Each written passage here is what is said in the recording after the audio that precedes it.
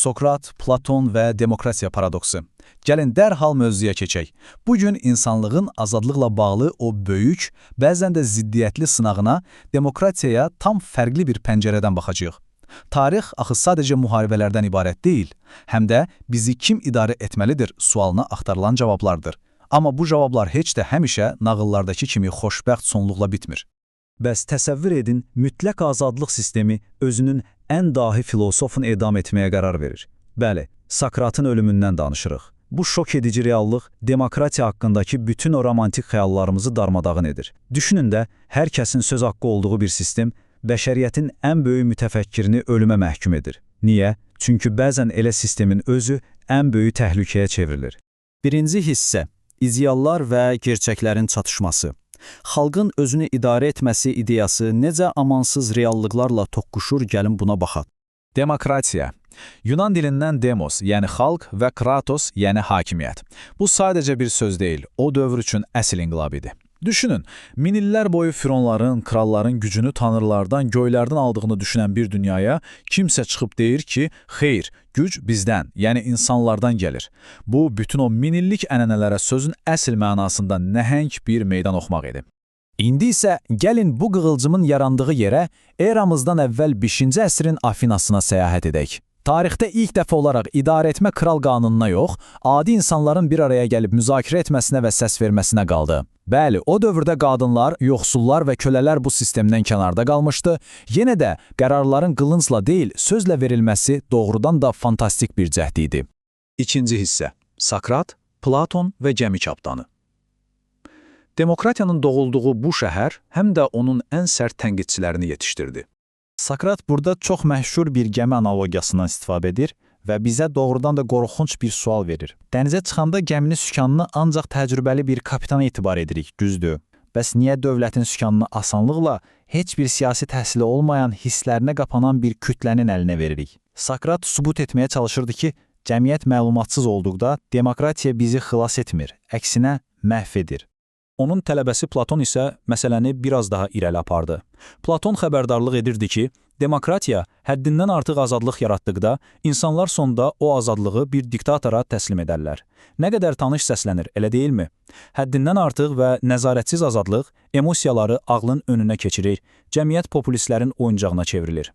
Əsrlər sonra Hitler və Mussolini kimi fiqurların məhz demokratik yollarla hakimiyyətə gəlməsi sanki Platonun qaranlıq bir kəhanəti idi.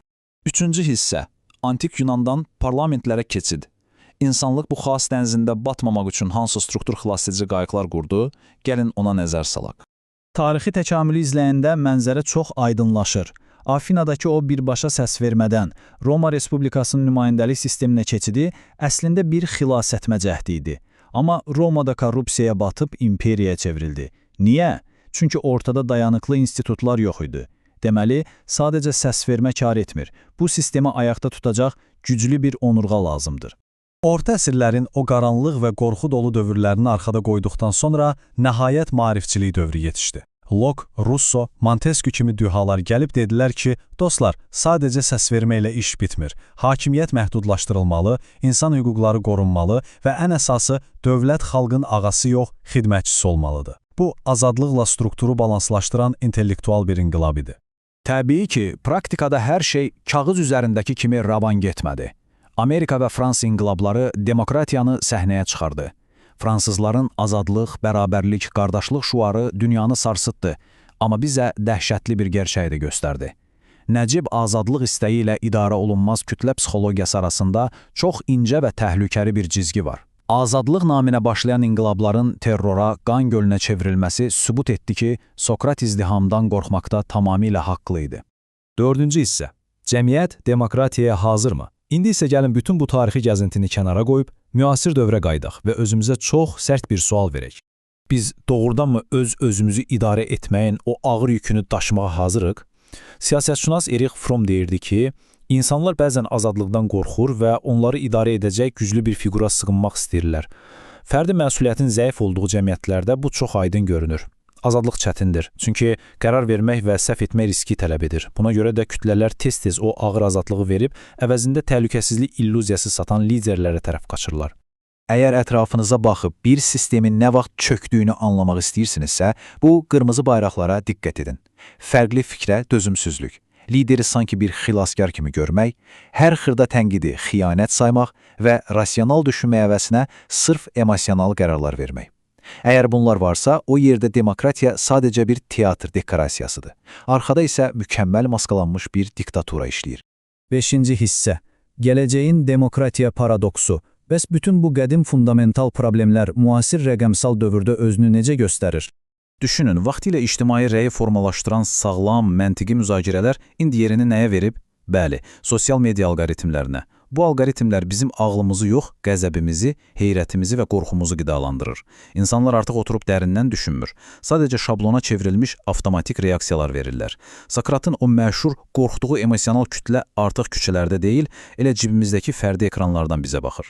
Və bunu bilmək əslində çox kritikdir. Sabahın demokratiyasına olan təhdidlər şəhərə girən tanklarla və ya hərbi çevrilişlə gəlməyəcək. Qətiyyən. Gələcəyin tiranları süni intellekt və böyük məlumat bazaları ilə silahlanmış görünməz fiqurlar olacaq. Onlar qərar vermə proseslərimizi, seçkiləri, bizim psixologiyamızı analiz edərək rəqəmsal yollarla manipulyasiya edəcəklər.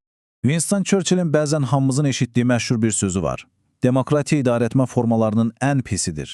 İndiyə qədər sınanmış digər bütün formaları çıxmaq şərti ilə.